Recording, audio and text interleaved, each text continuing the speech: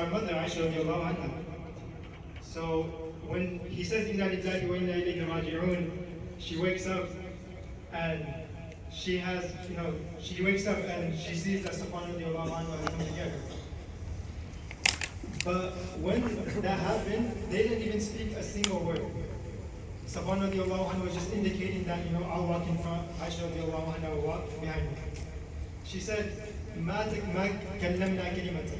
They wouldn't even say a single word.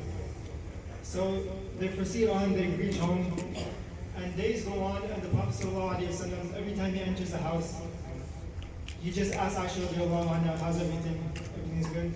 And he leaves. And Aisha radiallahu anha is confused. Maybe the Prophet ﷺ, his mood is off. He might not be feeling that well. And days go on like this, and people are avoiding her. One day, she needed to use the restroom.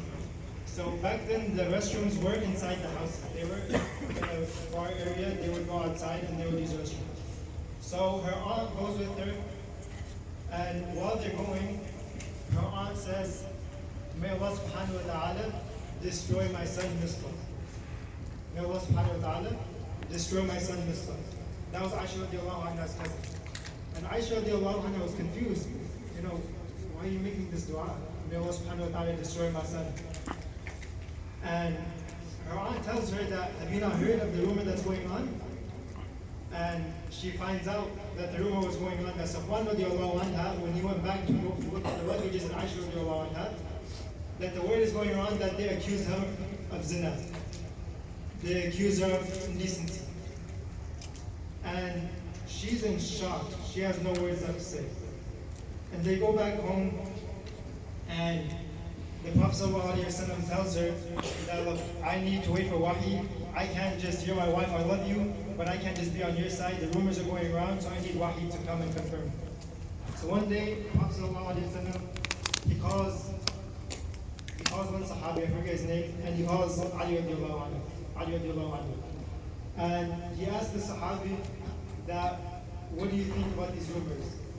And he says, La a'lamu illa khayra. He's like, I don't know anything about Aisha radiallahu anha except that she's chaste, that she has piety, she has taqwa, and she's an amazing woman. Prophet asked Abu Bakr radiallahu anhu, Ali radiallahu anhu.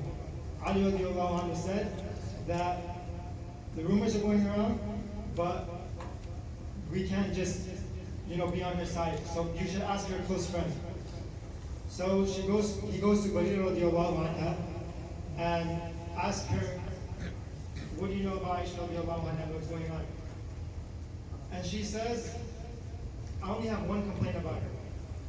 And that is, because she's young, when we were kneading the dough together and the flour, because she's young, she falls asleep and she gets tired. And then the goat comes and it takes the flour and he eats it. So we have no food left for the next day. This is the only complaint I have about her.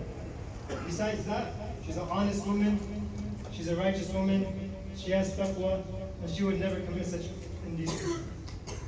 So the Prophet ﷺ, he was angry, he went to Aisha radiallahu anha himself, and he asked her, if you haven't committed this, then Allah subhanahu wa ta'ala will reveal that you were innocent and that you weren't guilty. But if you did commit this indecency, make it still istighfar and Allah subhanahu wa ta'ala will forgive you. And Aisha radiallahu anha tells her mother, like, she couldn't even believe that the Prophet ﷺ even entertained this thought. So she tells her mother, defend me, tell the Prophet ﷺ that I'm innocent. And she's like, I can't do anything. She tells Abu Bakr radiallahu anhu that, defend me, you know I'm innocent, you know I would never do something like this. Abu Bakr radiallahu anhu says, I can't do anything about it. So she gets up and she was like, not a single person breathing in this world can defend me except for Allah subhanahu wa ta'ala, and Allah subhanahu wa ta'ala will defend me. So while that's happening, the Prophet ﷺ is sitting and he leans forward and he starts sweating. And this is usually a sign of wahy. When the Prophet ﷺ leans forward like this and he's sweating and there feels like a lot of pressure on him. So Aisha radiallahu anha had conviction that the Prophet ﷺ was getting wahy right now. So Allah subhanahu wa ta'ala reveals the ayahs that she's innocent, and He reveals it in detail that she's innocent. And He reveals the ayahs about the munafiqun and how and Abdullah ibn Abi Sulaym, that they're munafiqun and they were making these rumors about her. And she was innocent, she was free, she wasn't found guilty. Two lessons that we can learn from this is, number one, that every single time something happens, the quality and the effect of rumors can cause someone to go into depression for weeks and even months at a time. That we might hear something about someone and we will be so quick to judge and we'll be so quick to throw labels around and we'll put them to the side, and that might be the destruction of their lives, that might be the ruin of their lives, and they'll be gone, maybe even out of the fold of Islam. And number two is that Allah subhanahu wa ta'ala tells us that have husnul dhan about others. Have good assumptions about others. And don't always resort to, the wrong option, the evil side, or, the lesser good. Don't always resort to, that she committed this or he committed this, and that this person is, evil and he did this type of sin. Don't always resort to blaming people.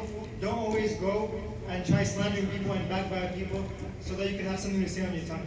Rather, have husnul dhan about people, deal with people with good characteristics, and inshallah, once we do that, our lives will become so much easier on us. We have less tension on our shoulders, we have less backbiting on our shoulders, we have less sin to carry, and we have a less burden on us on the day of judgment. So ask Allah subhanahu wa ta'ala to give us that amazing characteristic of having husnul dhan about others.